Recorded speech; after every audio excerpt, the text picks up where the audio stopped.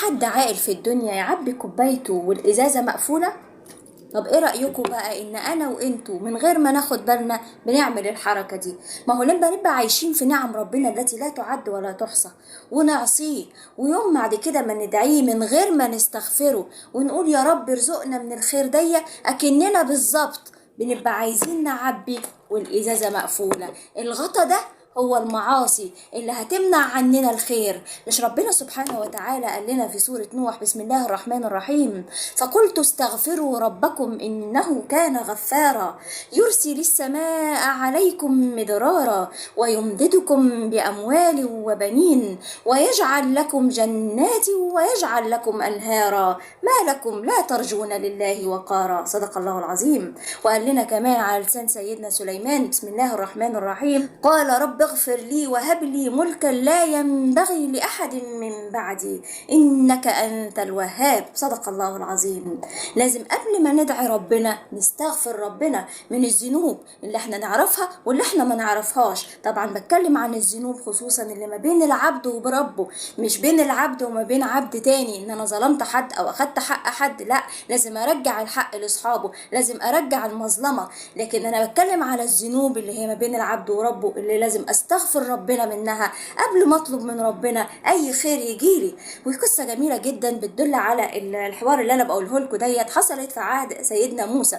في عهد سيدنا موسى كان فيه شخص عاصي من بني اسرائيل. الشخص ده عصى ربنا لمدة 40 سنة. شخص، انا بتكلم عن شخص، مش الناس كلها بتعصي، شخص واحد كان عاصي ربنا لمدة 40 سنة ومتنعم في الخير من غير ما يستغفر ربنا ولا مرة، لحد ما حصل ان ربنا منع عنهم المطر وبدأت الارض تنشف ومفيش زرع وبدأ الناس هيهلكوا.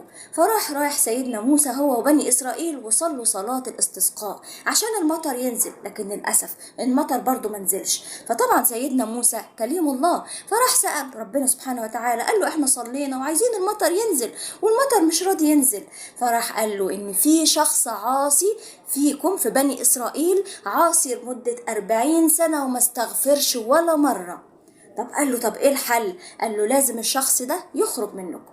وفعلا راح سيدنا موسى لبني اسرائيل وجمعهم وقال لهم بصوا، المطر مش هينزل غير لما الشخص العاصي لمدة 40 سنة ده لازم يطلع مننا.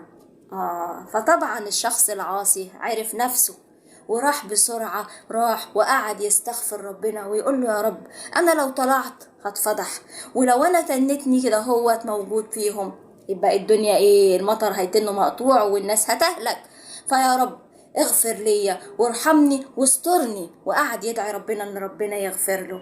وفعلا شوية والمطر ينزل. سيدنا موسى استغرب وقال ايه ده، طب ما فيش حد طلع. فراح سأل ربنا قال له يا رب المطر نزل وما فيش حد خرج.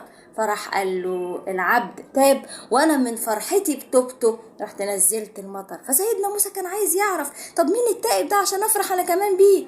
راح قال له يا موسى يعصاني 40 سنة واستره ويوم ما يستغفرني افضحه. شفتوا بقى؟ يبقى هنا كان ممنوع الناس كلها من الخير علشان شخص واحد بس عاصي، فما بالك بقى احنا لما نعصي ربنا ونبتدي ندعي من غير ما نستغفره؟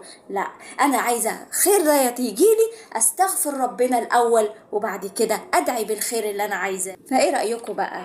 تحبوا تعبوا الكوباية والازازة كده مقفولة، ولا ايه رأيكم لما نفتح الغطا ونستغفر ربنا عشان الخير يجيلنا إن شاء الله؟ والسلام عليكم ورحمة الله وبركاته.